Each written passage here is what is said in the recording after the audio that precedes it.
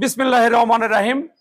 পরম করুণাময় মহান আল্লাহ তাআলার অশেষ রহমতে আজকে আমরা আসছিলাম পাবনার অভিভাবক জেলা প্রশাসক মহোদয়ের কাছে।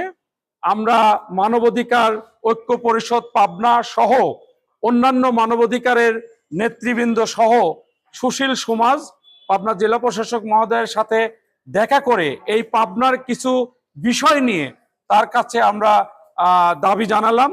সেই দাবিগুলোর মধ্যে উল্লেখযোগ্য দাবি রয়েছে যে সম্প্রতি ঘটে যাওয়া হাফসা হত্যার বিচার দ্রুত বেগে যাতে পরিচালনা করা হয় সেই বিষয়টি।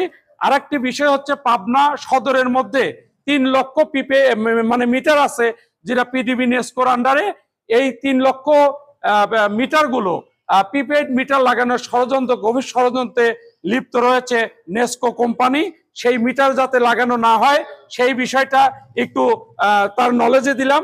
সেই সাথে আমাদের যে পাবনা 12 র্যাব ক্যাম্প যে রফিকুল ইসলাম বকুল সুইমিং পুল দখল করে দীর্ঘদিন ধরে সেখানে রয়েছেন, সেই র্যাব ক্যাম্পটি স্থায়ীভাবে আমাদের হিমায়তপুর আশ্রয়ন প্রকল্পে পড়ে থাকা 110 বিঘা সম্পত্তির উপরে যে জায়গাগুলো রয়েছে সেখানে স্থাপন করা এবং মাদককে নির্মূল করতে প্রশাসনের সুদৃষ্টির উদয় হওয়ার জন্য আমরা সকলে মিলে যাতে ঐক্যবদ্ধভাবে কাজ করতে পারি সেই বিষয় নিয়ে কথা বলছিলাম।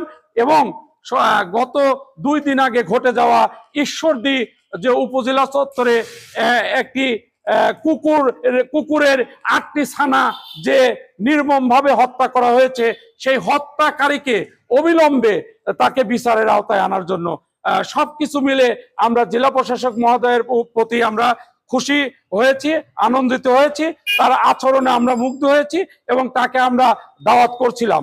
এই পর্যায়ে কথা বলবেন সংক্ষিপ্ত আকারে মাসুদ পারভেজ ভাই, মানবাধিকার ঐক্য পরিষদ পাবনা জেলা শাখা।